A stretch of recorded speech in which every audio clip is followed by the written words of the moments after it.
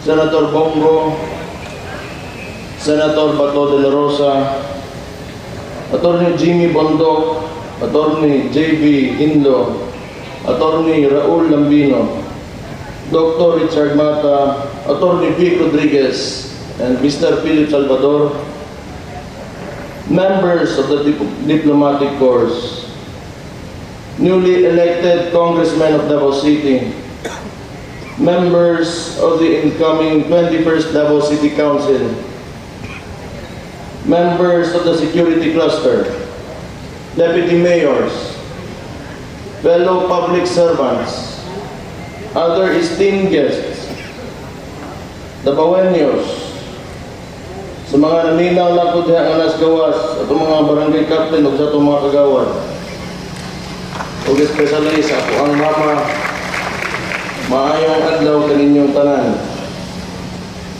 We are here to honor the trust that our fellow Davaoeños have given us. We owe this renewed mandate to everyone who believes in transparency, accountability, peace, and security. Despite facing the administration's machinery in the last elections, Davao City emerged victorious. Money did not win, principles did.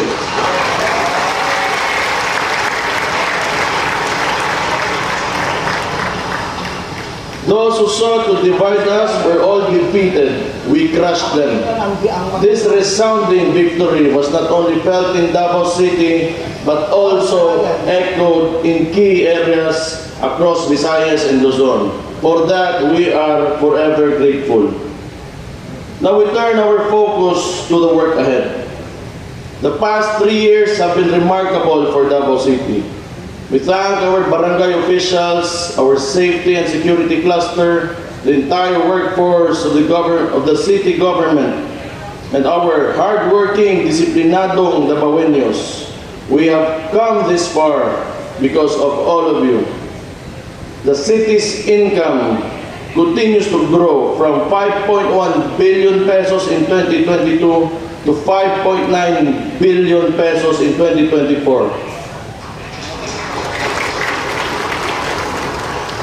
Our gross domestic product has significantly increased from 495 billion in 2022 to 532 billion in 2023, reflecting the strength of our local products and economy.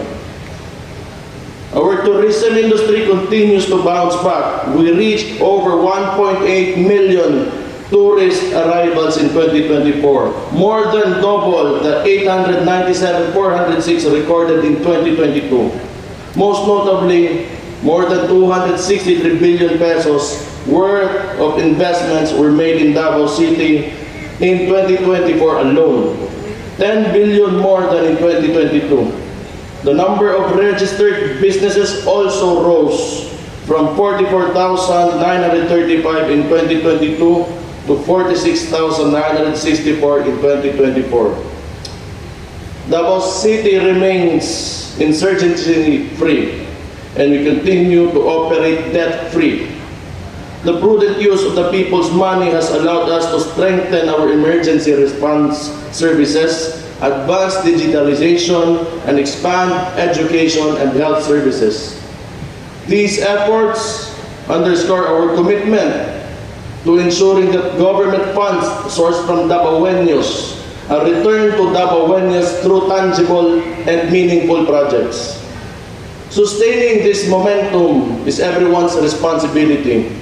From this day forward, everything we do must promote socio-economic growth and improve the quality of life for all.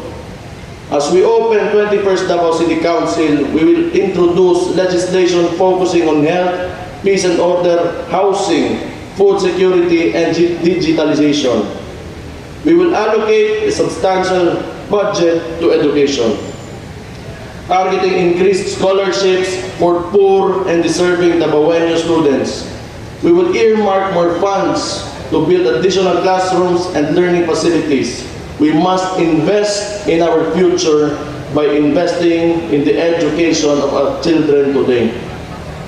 Let it be clear also we will protect Davao City. Our policies are straightforward.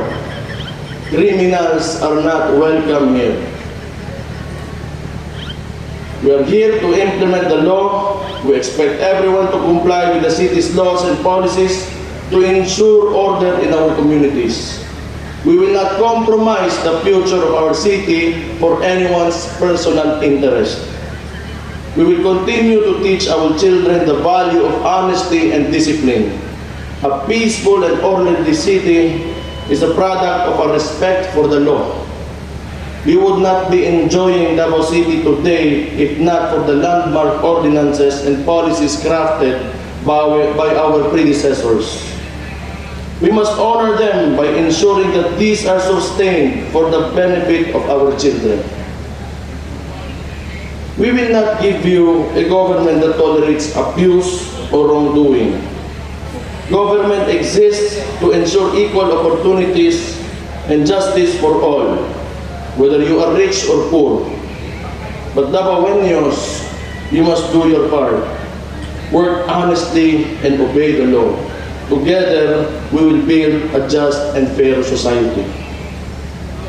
Selfishness and greed keep us from moving forward as a nation.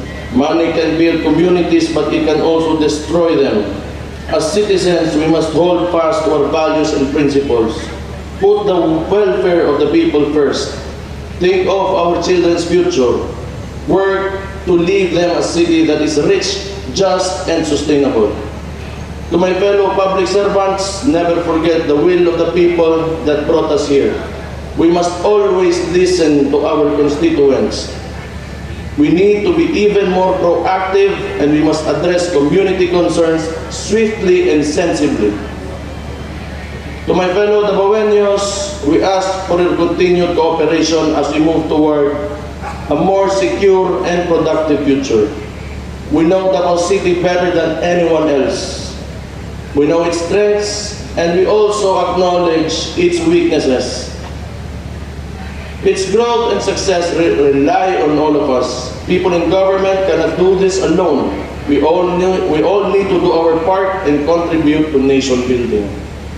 The day will come when our forefathers will look upon us with pride, knowing we protected the city they built and led it to even greater heights. Daghang salamat sa inyong tanan.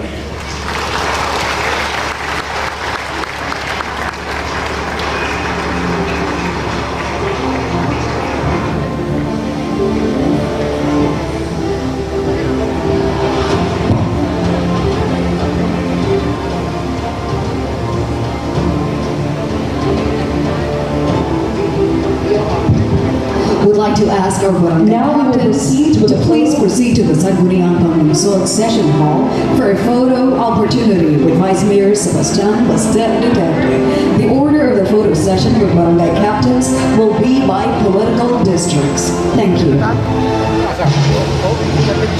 Again, would like to ask our barangay captains to please proceed to the Sangguniang Panglusod Session Hall for a photo opportunity with Vice Mayor Sebastian Baste Duterte. The order of the photo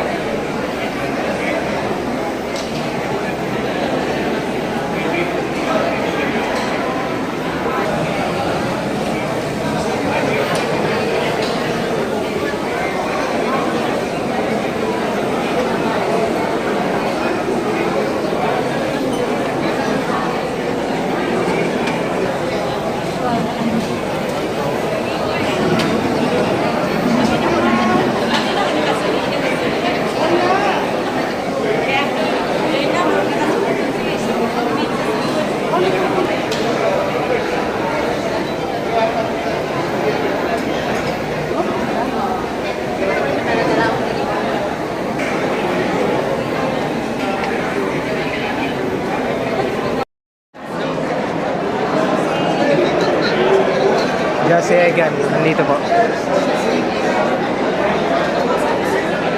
Mang Jazz.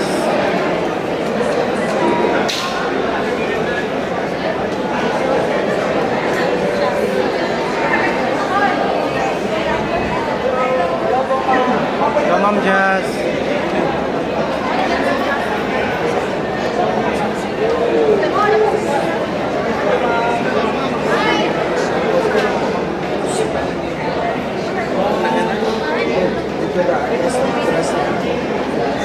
Murag manika.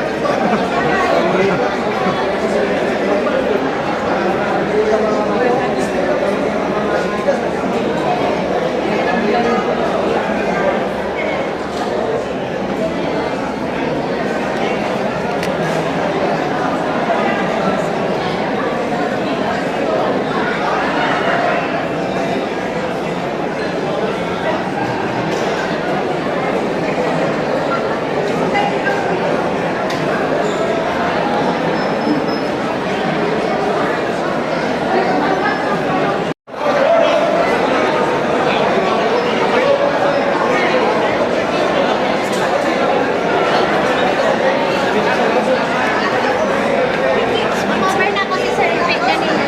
Hi, sir! Hi, sir!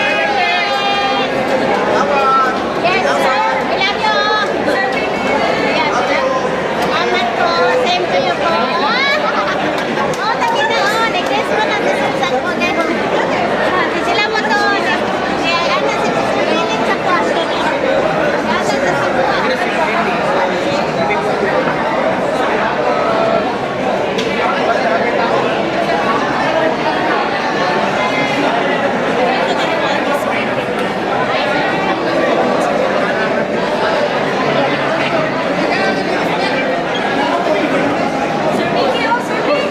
We are hoping guys na dito rin dadaan si VP Inday Sara at si Vice Mayor Baste Duterte.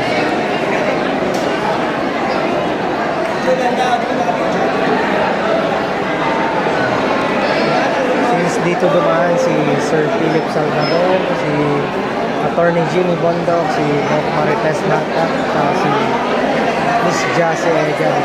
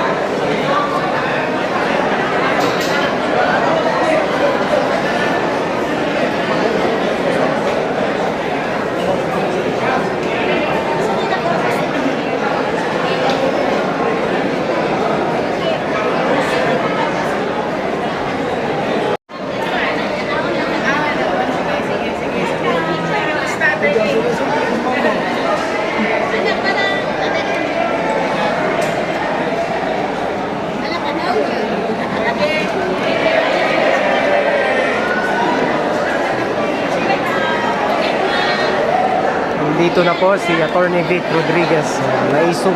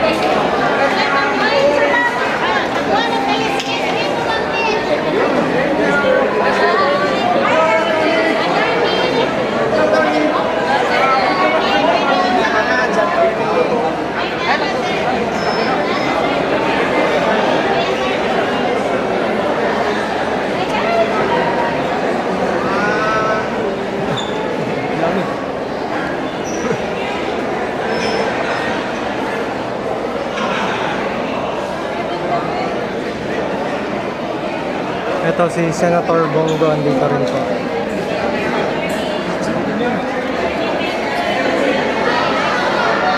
Nakalabas na rin si Senator Bongo. Mga sunod-sunod na to mga ma'am, mga sir. Ayan, tabay lang po. Ayan,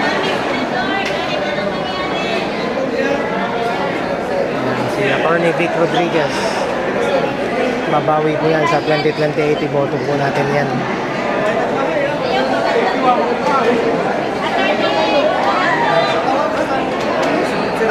Oy, sir, tagay ko ato, sir. Sir Barnan, tagay ko ato, ha?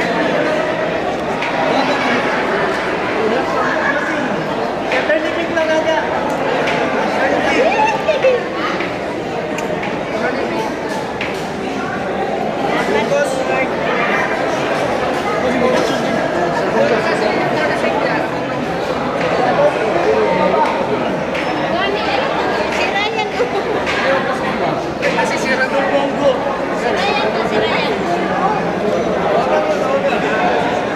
Tawagan na ninyo, tawagan. Mudul mo na, tawagan lang.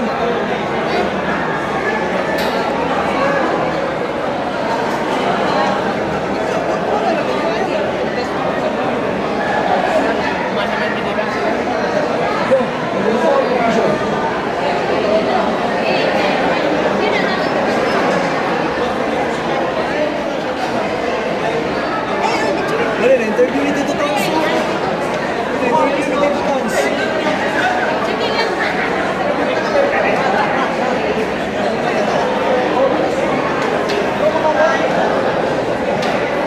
Ay, naasik ko.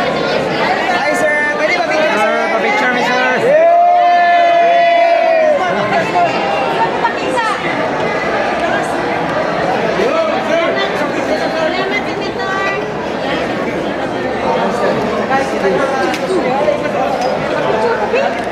Salamat, Senator. Dali, dali. Ay, salamat. Ay, dali mo, dali.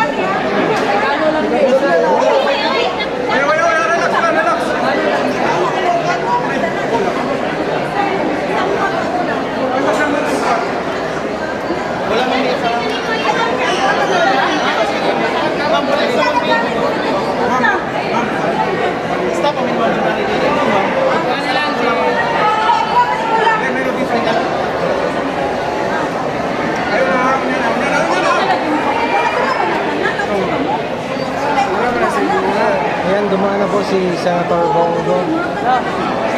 Si Atty. Vic Rodriguez. Si Doc Marites Mata. Si Atty. Jimmy Bondo. Si Sir Philip Salvador. Si Miss Jassy Egan, dumaan na rin po.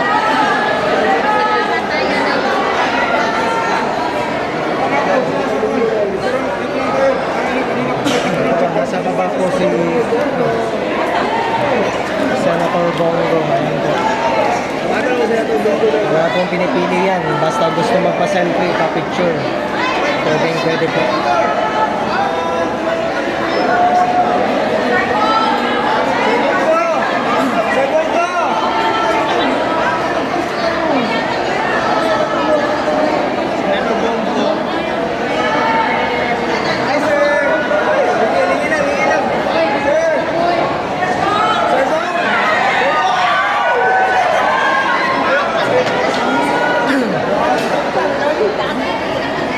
Marami po pong nag-aabang sa baba.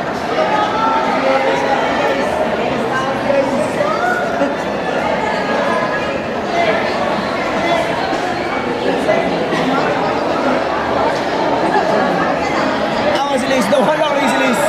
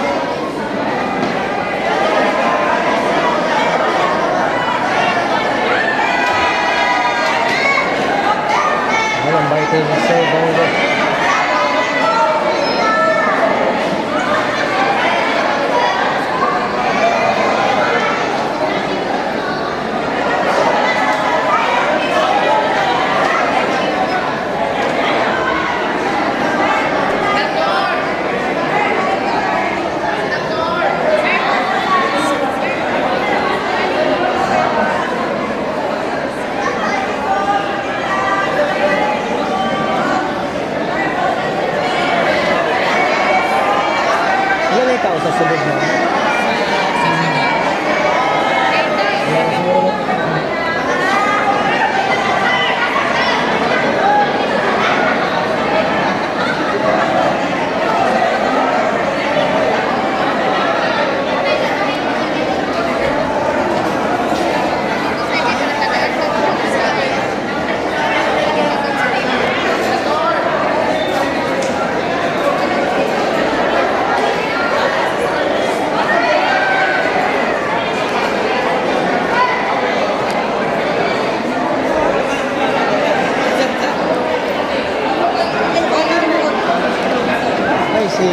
Dito po si Ma'am Elizabeth.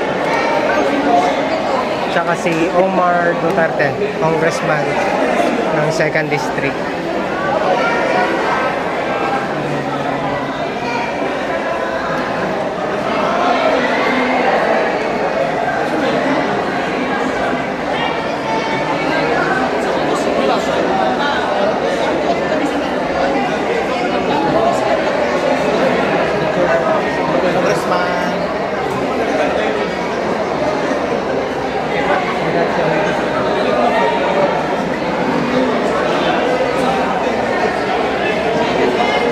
Si Ma'am Elizabeth, nanay po ni Ma'am VP Sara, tsaka Baste, tsaka Kongpolo.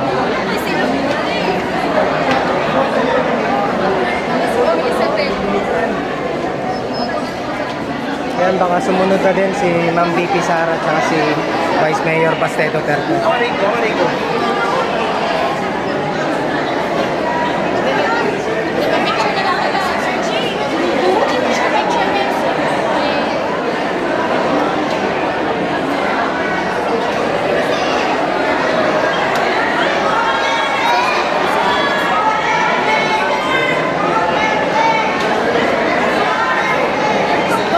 Si Rigo, anak po ni Congressman Pulo. Congrats, sir.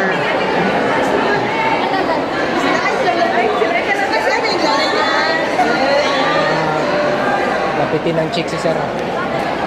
Lilat sa papa.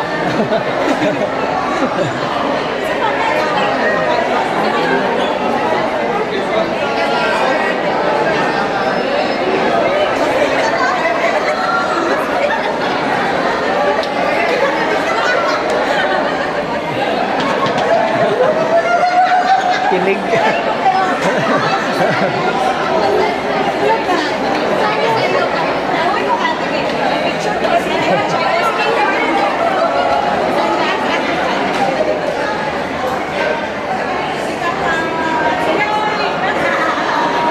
Ayan, dumana rin si Rigo, councilor po ng 1st District.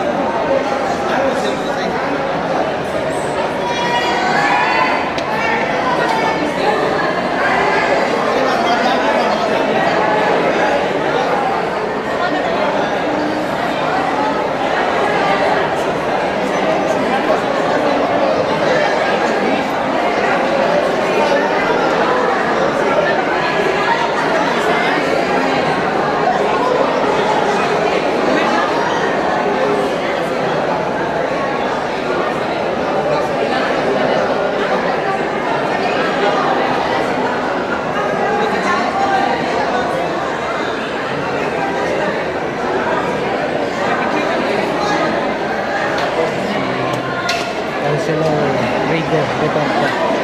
Anak po yan ni Congressman Polo.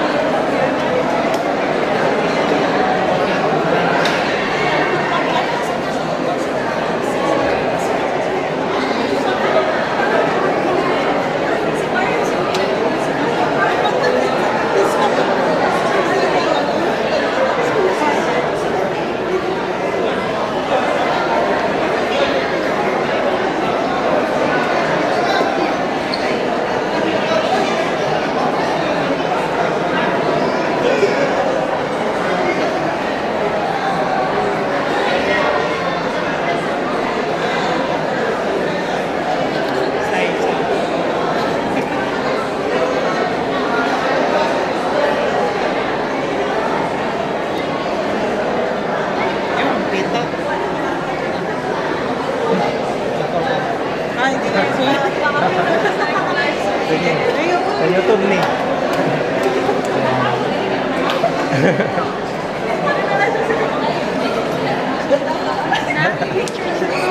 Asa? Ani agi na? YouTube.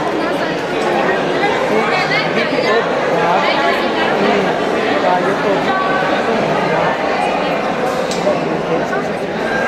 Kan, itu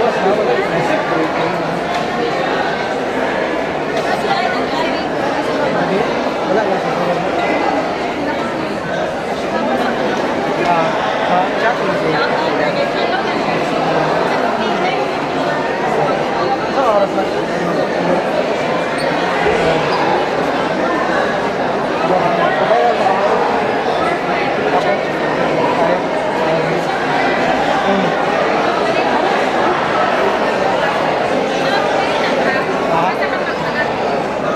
Dara lang, masaw na ito ng mga stop.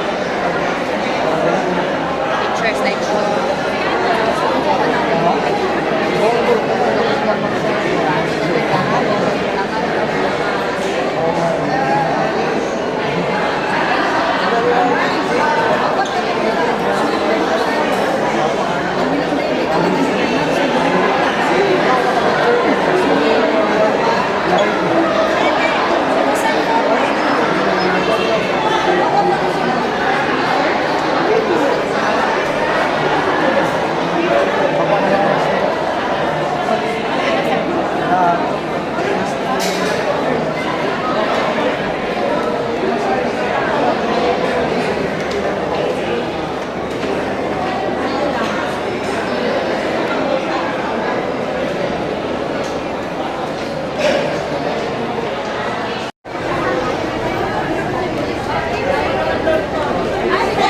si Senator Bongo.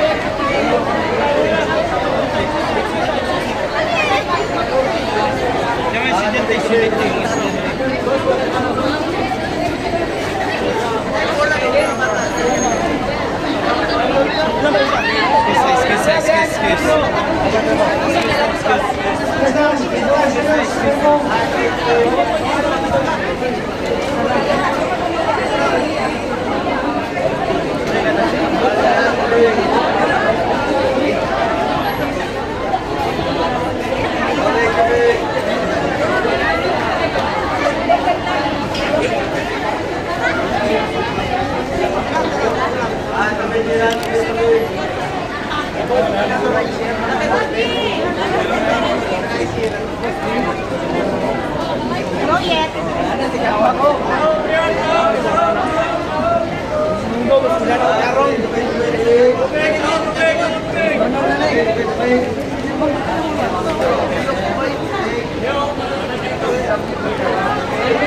Yung iba dyan humihingi ng tulong.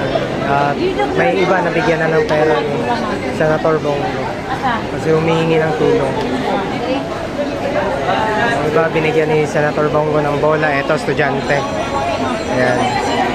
Nagpa-picture tapos binigyan ni Senator Bongo ng basketball.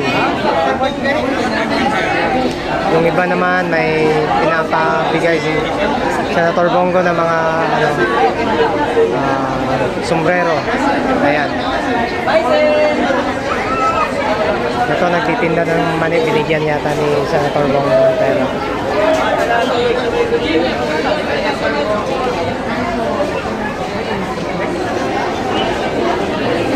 So mga estudyante binigyan ng bola.